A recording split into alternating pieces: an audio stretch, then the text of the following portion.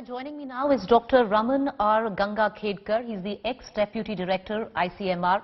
Appreciate you joining us. Happy New Year and congratulations somewhere down the line. A spectacular opening to the year of all those months and months of answering questions. When will there be a vaccine? If there will be a vaccine. It's there. We've got the approval. Yeah, and I also wish all your viewers a happy new year.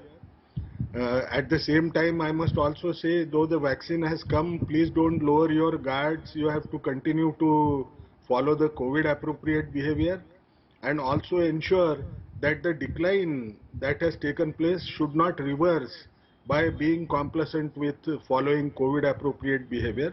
We understand that vaccine, once it's rolled out, perhaps we will also have an additional weapon in our hand, but we will need to continue our behavior for at least 1 or 2 years over a period of time.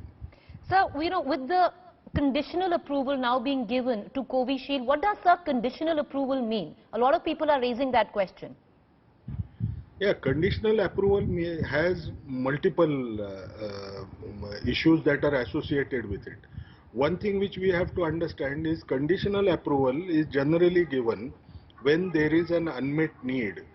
When we know that we don't have a good weapon in our hand, and if we feel that it's an emergency for which we will have to provide some kind of tool for people to fight with, you consider that case for restricted use for vaccines or emergency use authorization for drugs as such. But once you give such an approval, it has multiple conditions that are associated with it. I am not very sure until the time these are reflected on the website of DCGI. DCGI himself tends to come out and will inform the people that what are those conditions. Now I'll give you some examples of what these conditions are like.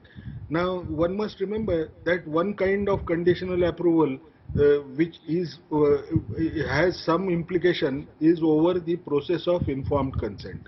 One may have to take informed consent from such individuals.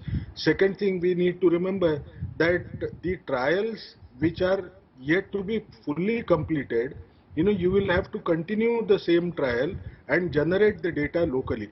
The reason why perhaps AstraZeneca may have received this approval for restricted use is only because they at least have phase 2 data from the country itself, and phase 3 data which has been collected from UK, Brazil and South Africa and such sites must have been considered for its toxicity profile.